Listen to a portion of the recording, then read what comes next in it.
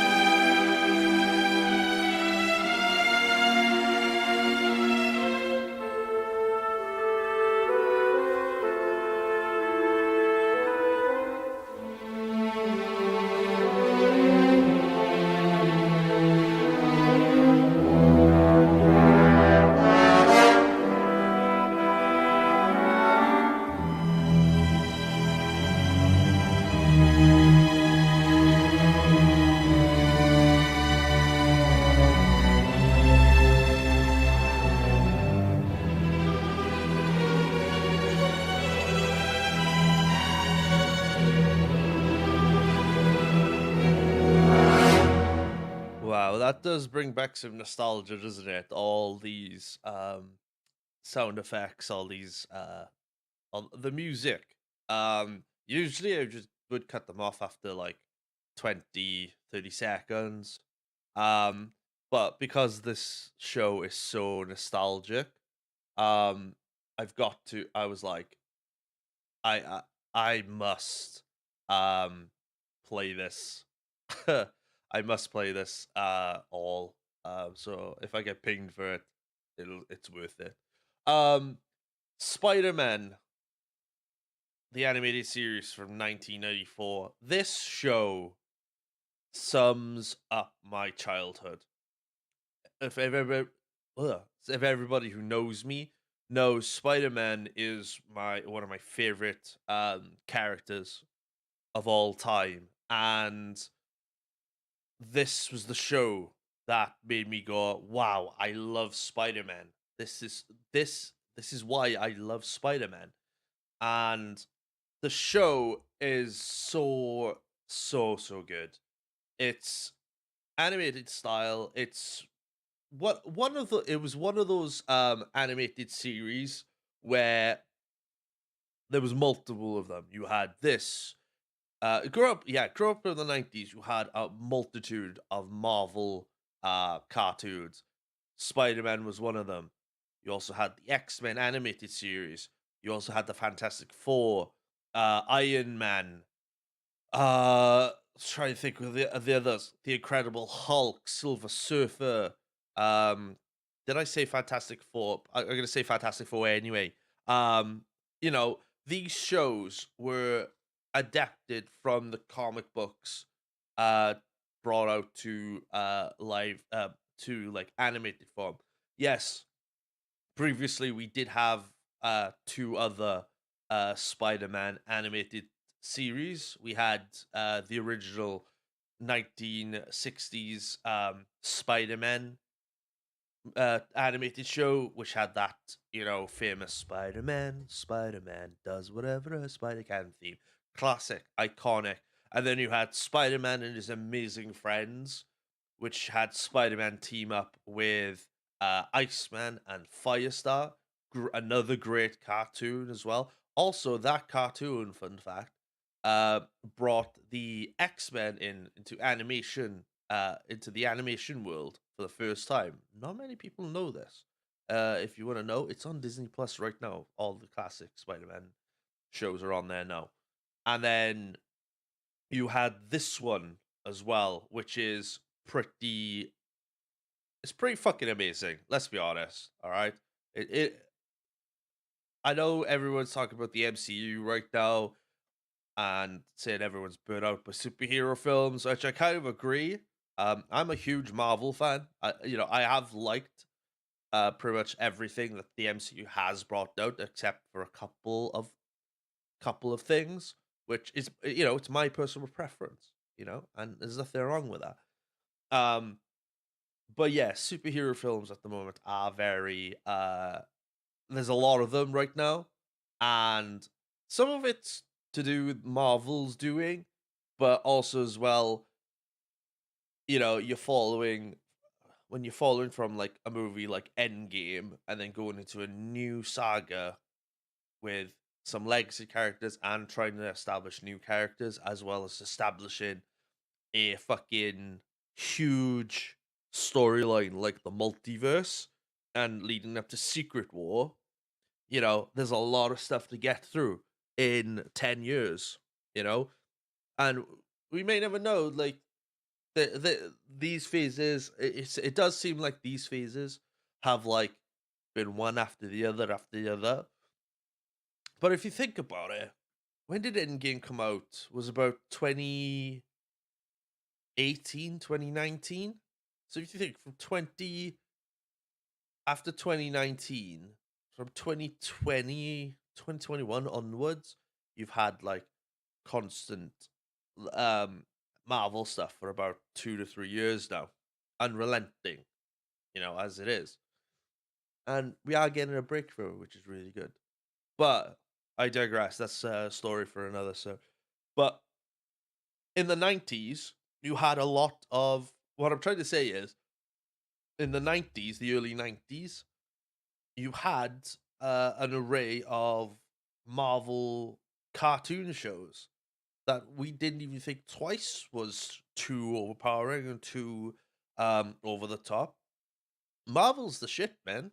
Marvel is like one of the one of the best, if not the best, comic book companies out there.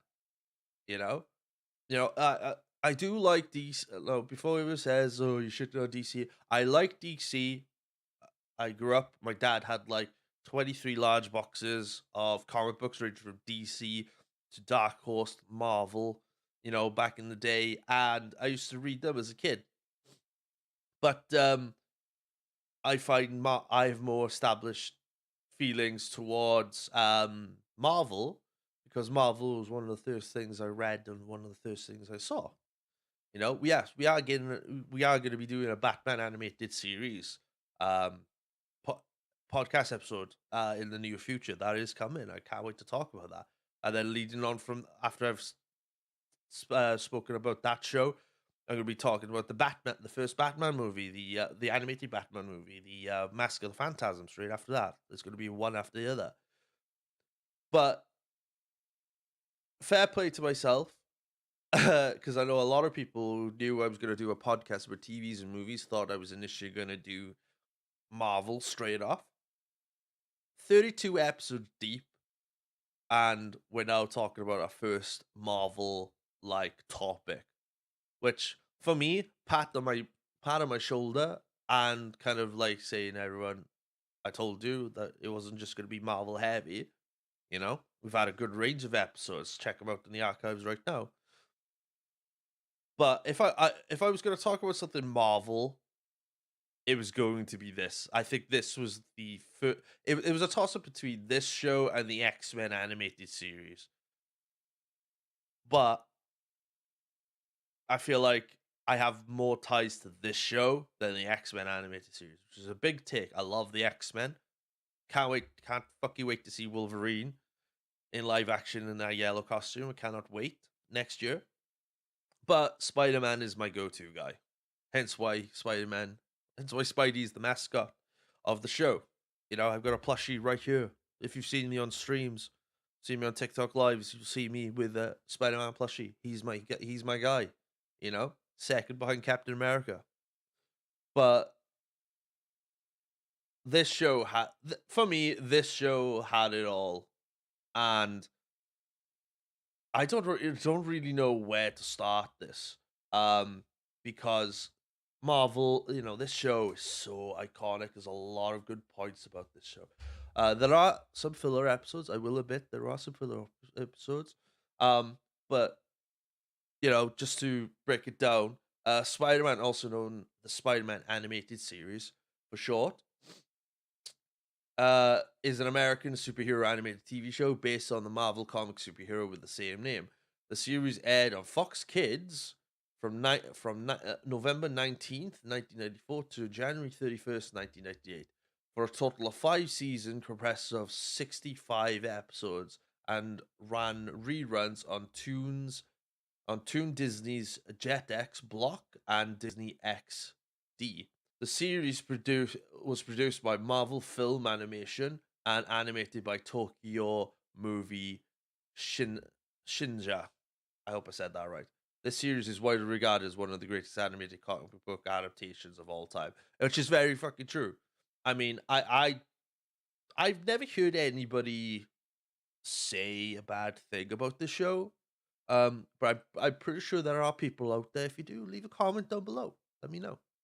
Um, but it runs with the same storyline. It follows a student, Peter Parker, who is a college student at Empire State University, who is struggling to balance his responsibilities as the hero Spider-Man, with the problems of his personal life. Parker must navigate his romantic affection for love interests Felicia Hardy and Mary Jane Watson, maintaining his friendship with Harry Osborn, focus on his academic performance as Dr. Kirk Connors' student, and help to support his Aunt May after the death of his Uncle Ben by working as a freelance photographer for the Daily Bugle. The Bugle is owned by the loudmouth publisher J. Jonah Jameson, who often uses Parker's pictures of his alter ego to discredit and carry out smear campaigns against Spider-Man. Parker peers at Parker's peers at MCU include football star Flash Thompson, popular barista Liz Allen, scientific genius Deborah Whitman, and research rival Michael Morbius.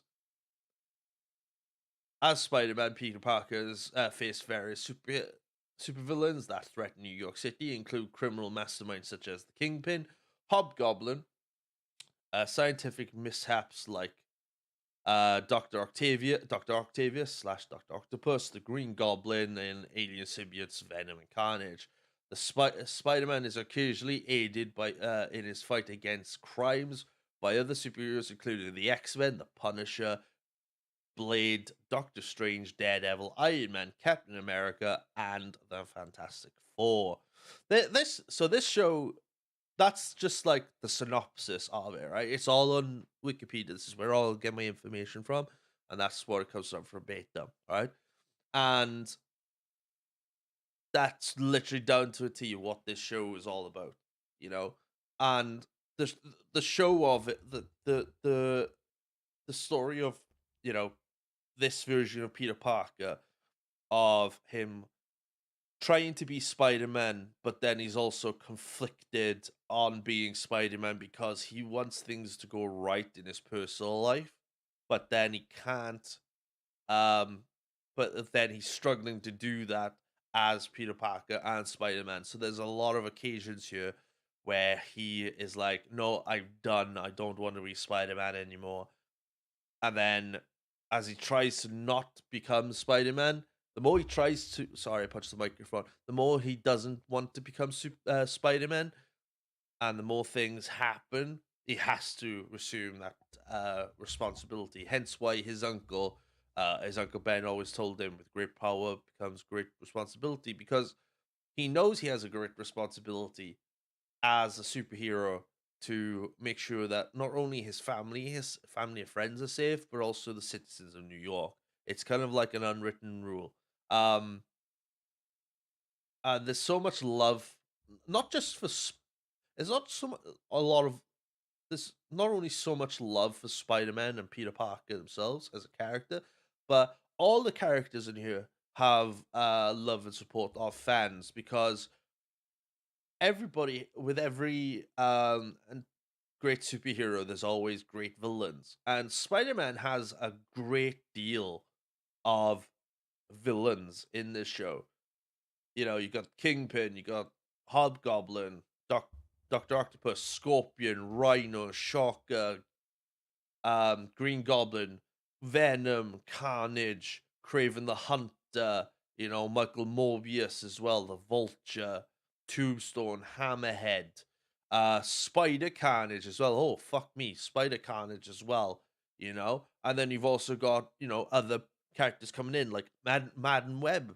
You know, Madden Web has just had a trailer come out of her own standalone movie, which kind of looks really good, but it's also really intriguing as well if they've adapted the comic book or they've gone their own way. So I'm really, really intrigued to see that movie when it comes out. And, you know, if you hindsight now, looking back on this show and then you watch the movies, okay, a lot of stuff from this show has been adapted to movies. For example, there's a scene in season three, where Spider-Man is facing Green Goblin. Green Goblin, at this point, Green Goblin has figured out Spider-Man's real identity, which is Peter Parker. I know Goblin and Osborn are using this to their advantage, so they kind of have that little, you know, Osborn is like playing coy, but he knows, but he's not letting Peter know that he doesn't know until up to a certain point. And then there's a part in the episode where, you know, Spider-Man's trying to save Osborn from going into a vortex. However, Green Goblin goes, "Nah, fuck this," and tries to use his glider to knock Spidey into it. So he drags him with it. That is kind of like similar, but changed in the first Spider-Man movie with Tobey Maguire, where you know, where Spider-Man has got Green Goblin on the ropes towards the end of the film, and Osborn is like, "No, no, no, no, come on, let's work together." And then when when Peter is like, "I had a father. His name is Ben Parker," and then Green Goblin just turns around, "Godspeed, Spider-Man," and then the glider comes in and impales him. Spidey misses, and the glider impales Osborn and kills him eventually. That's kind of like the similar. This is why I like um the Sam Raimi Spider-Man films, because they're so similar and so close to the animated series and the comic book sources that they come from. This is what makes this show fucking outstanding. Especially as well that this show eventually started using like CGI backgrounds as well.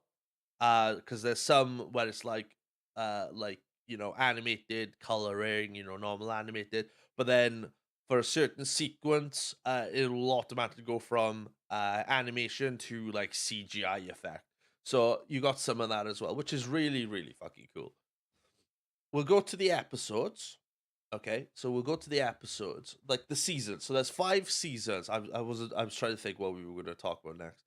So let's talk about the season. Let's talk about the seasons. Okay, there were 5 seasons, and they had different story arcs within them. Okay, so the first season didn't really have. The first season doesn't have like a story arc, because the first season you kind of have like everything and anything. So you've got so in season 1, you've obviously got the first episode with you get to meet the lizard for the first time.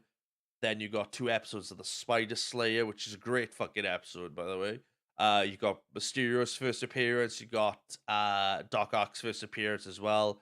And then you're obviously leading up then to the uh, Venom, the Black Symbiont episode, which is probably my second favorite. I know some people are going to be surprised to hear this, but this is kind of like my second favorite. Yeah, my second favorite. Oh shit, storyline in the Spider Verse, because I love Venom. Venom is incredible, great character, great antagonist for Spider Man, because they're obviously similar, and because Peter's had the suit done, the suit has negated Peter's spider sense, so you can't sense Venom or Carnage for that matter. So that's really, really fun, and that all that is in like a 4 episode arc. You got the first one where Spidey is going to save J. Jonah Jameson's son from a shuttle crash on the bridge, which is a fucking epic like scene in itself. That whole episode is an epic scene. Spidey comes out. He's got the black ooze on him. He doesn't know what this is, chucks it in the wash, and then he falls asleep, and the symbiote just wakes up and then covers Spidey. You got Peter having this nightmare where his regular suit is fighting against the black symbiote, and obviously the black symbiote wins and finds himself hanging upside down in this black suit, which he has never seen before. That if you watch Spider-Man 3, uh, the third Tobey Maguire film, if you put that scene if you put that animated series scene and the movie scene at the same time, it's exactly the same, with one difference where the movie didn't have a dream sequence. They went straight to the suit, and then he's just hanging upside down, you know, which is great. And then the second episode to that, you got the shocker, and you've got you start to see the suit taking over and seeing the dark side of Peter Parker, which is really, really cool. With you get to see that, and then Peter then realize, with Doc Connors' help, he realizes the suit needs to come off, which doesn't help, and he's on that bell tower. The sound of the bell, the sonic vibrations is affecting the suit. It kicks suit, kicks him out, and whatnot. And the suit disappears eventually.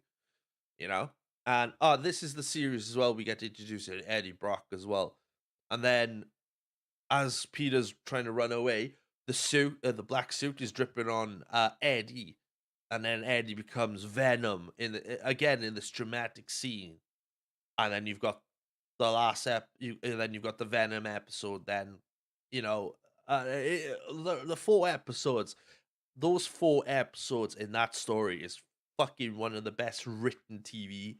Um, One of the best animated show written episodes ever. I think it's fucking outstanding. And to have that to start off the first season of the show was absolutely epic.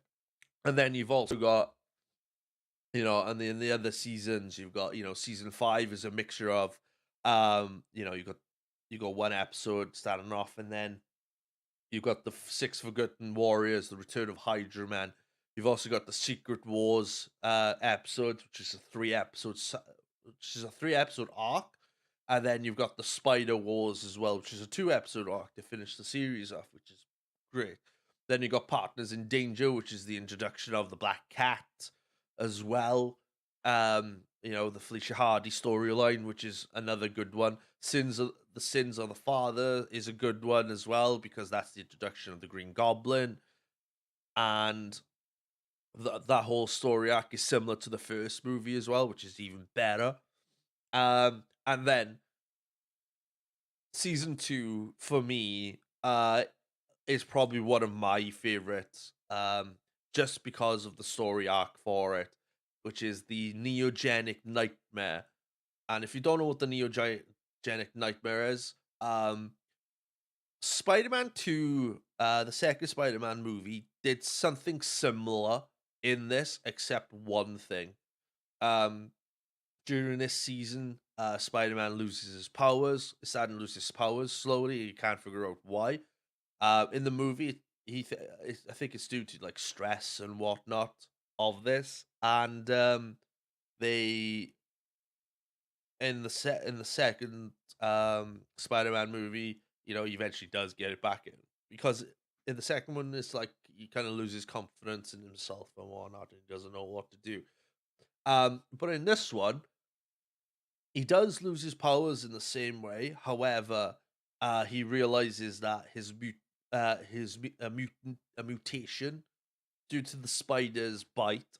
There's a mutation happening during his body, and Peter's like, "Well, what does that mean? What's going on? Am I going to turn into some kind of like hideous freak?"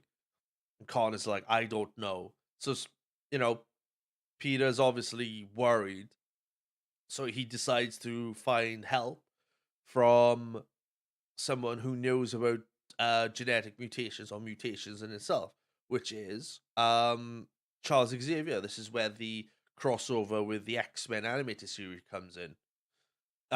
Which is really, really, really, it's a really good fun episode. It's a 2 to 3 episode story within that, which is really, really good. You obviously get to see Spider-Man take on Wolverine, which is a fun fight in itself, and the Hobgoblins being like a little prick up there.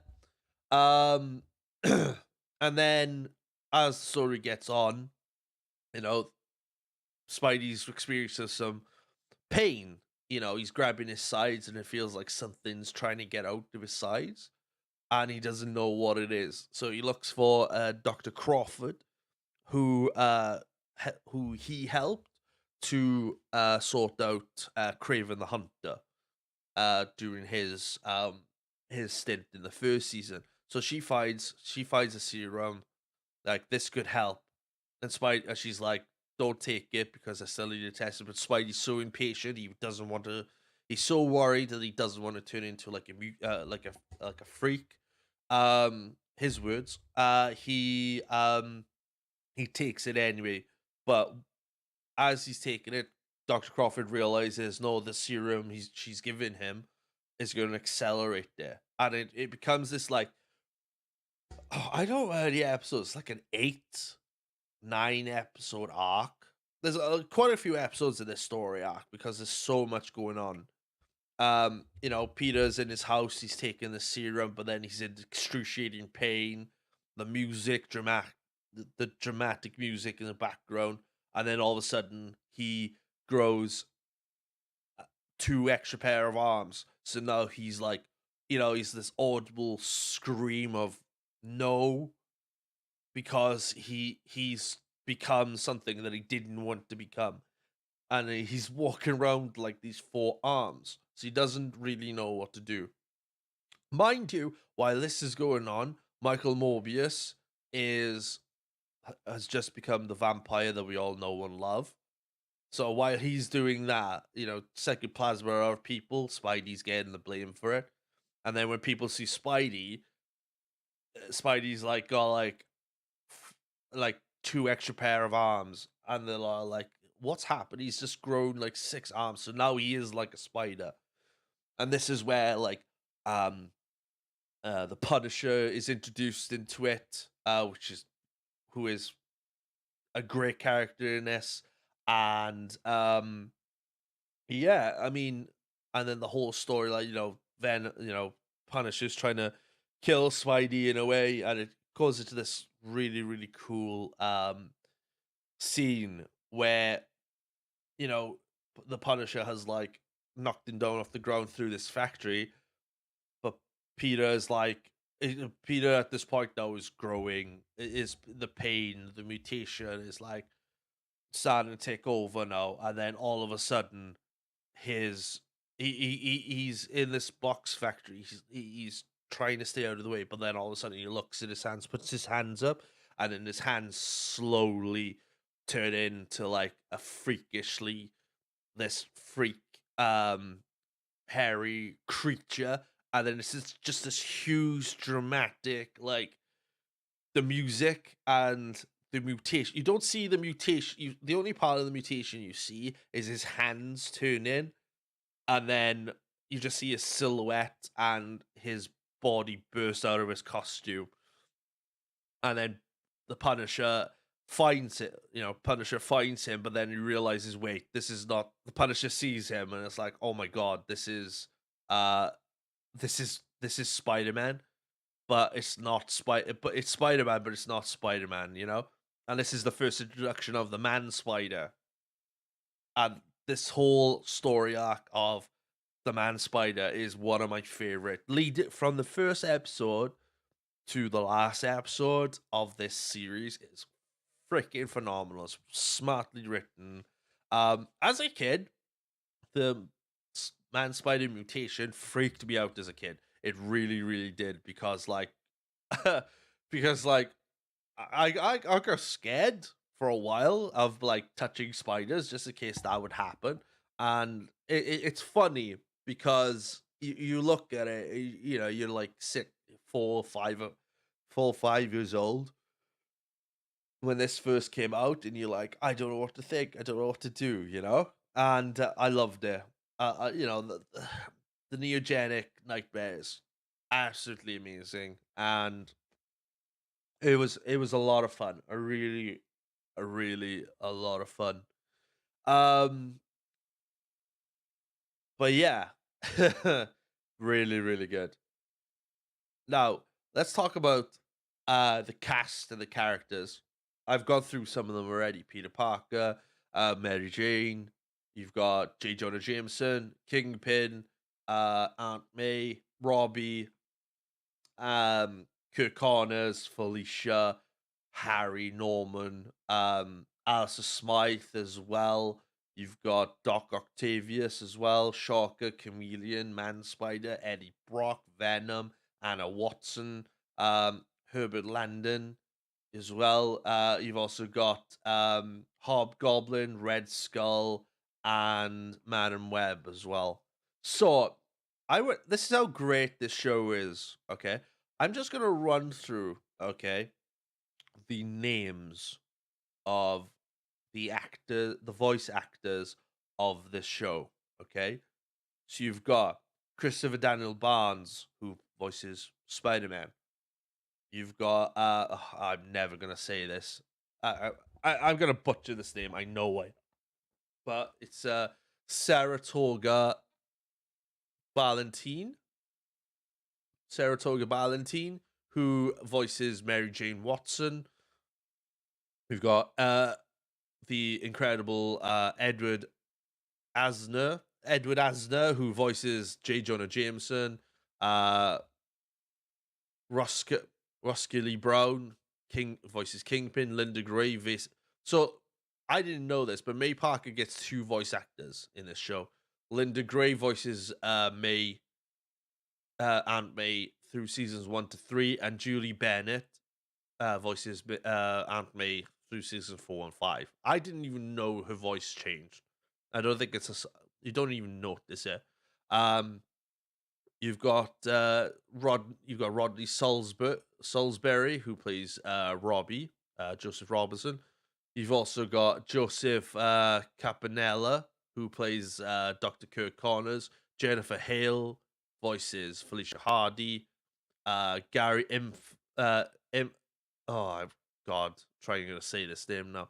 Gary Imhoff, who voices Harry Osborn. Neil Ross voices Norman Osborn. You've also got Maxwell Cluffield, who plays Alice Smythe. Um, I'll be honest with you, I can't say this guy's name who voices Dr. Octavius, so sorry about that. And then you've got you've also got Earl Boney, who plays Red Skull, Joan Lee as well, who voices Madam Web. Now, these next four actors, you may recognize these names, okay? And some of these, two of these, I didn't know were the voice actors until now, okay? So you've got the incomparable Jim Cummings, who voices Shocker, Chameleon, and Man Spider. Okay. Jim Cummings is everybody knows who Jim Cummings is. Voice of Winnie the Pooh. Voice acts in this show. Hank Azaria, who you may know as Mo Sizlak, Apu, Chief Wiggum as well, from and smattering other characters from The Simpsons, and also the cameraman from Godzilla. You've also got Bajal Barrett, who voices Anna Watson. If you don't know who that name is, that is the wife of Gene Roddenberry, the creator of Star Trek, and she's also been in Star Trek herself as the original number one from the pilot episode of the original series. She's also Nurse Chapman in the original series with Dr. McCoy, and she plays Deanna Troy's mother, Loxana Troy, in Star Trek: The Next Generation. Fabulous actor, amazing actor. I think she's no longer with us now, which is a shame. David Warner, who plays Herbert Landon. David Warner is another recognizable character voice because he has been in a smattering of amazing things, amazing movies and TV shows. For example, he was Billy Zane's bodyguard in Titanic. He was also Chancellor Gorkin in Star Trek 6, The Undiscovered Country. And he's in other things as well, but those two are the main ones that I know he's been in. And then, last but certainly not least, voicing the Hobgoblin, ladies and gentlemen, the amazing, the amazing Mark Hamill, who at this time as well is voicing the Joker in the Batman animated series, and obviously he plays Luke Skywalker in Star Wars as well. So just by those names alone shows what kind of like voice acting greatness is in this show, and It's so good. This is why I love this show. It's so good. It's really good fun, and damn, this show's just amazing.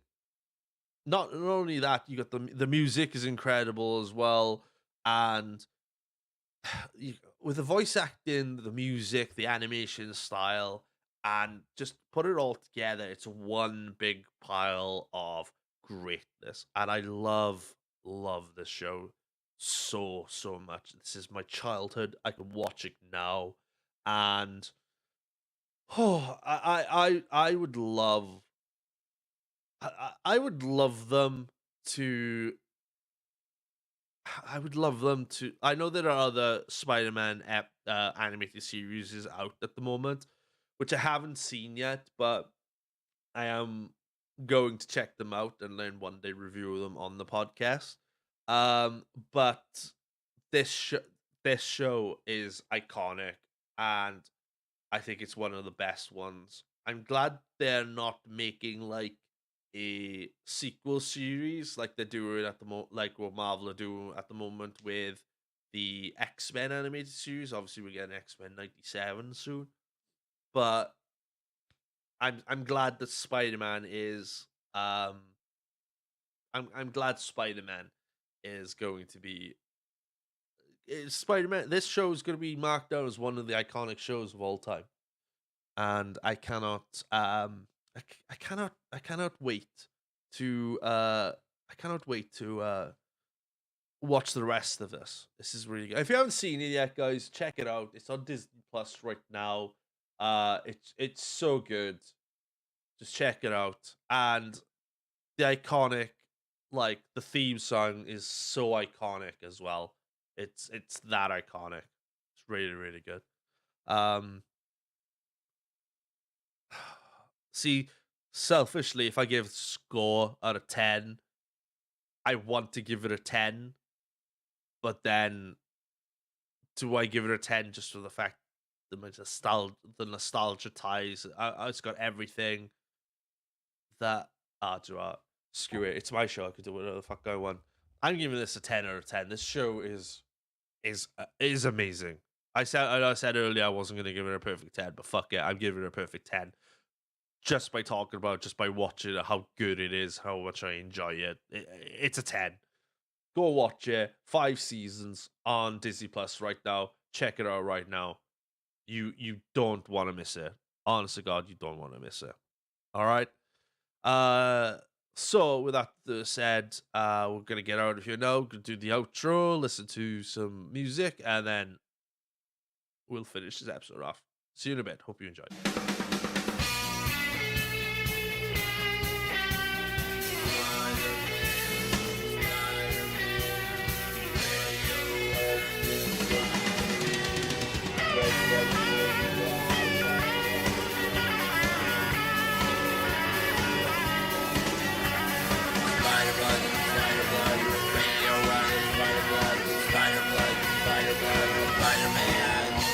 And that's it, ladies and gentlemen. That was episode 32 of the Multiverse of Entertainment podcast. Thank you so much for coming in. Oh, it's good to be back. Missed you guys. Thank you for coming in. I do appreciate it. If you want to hear more, see more of our of my love or hear of my lovely voice, then please head over to our socials, which is follow us at Multiverse of Entertainment podcast on Instagram at Multiverse of Entertainment Pod. You can also follow us on TikTok at Mo Podcast. I haven't done this for a while, so bear with me, all right? Okay, I usually get them snappy. You can follow myself at on Instagram, X. You can follow me everywhere. Just search me at ItzThatNerdJames on everything. I stream on Twitch now. I'm back on Twitch. You can follow me there. Twitch.tv/ It's That Nerds James. All my links will be down below in the description. And that's about it, really. Come and say hi in the podcast. One day I will be doing a live podcast session, but I don't know when. I was going to do one today, but then I decided, no, yeah. So, yeah, come and see us. Come and have a good one. So next week is episode 33, and we are talking movies, and we are talking. This week was the first Marvel show that we've done, and this one is going to be next week's episode is going to be the first Disney film that we've covered, and this is one of my favorite Disney films of all time. We are talking Hercules. That's right, we are talking Hercules. We'll talk about that next week. That's going to be a solo episode. Goosebumps is going to be episode 34, and then followed by Doom and episode 35. Those episodes are going to be joined by my buddy Sassy Bear Clarence. So have a good one, guys. See you next week. Stay nerdy, and then listen to that extra, extra large outro that we love so much. Have a good one. Let's go.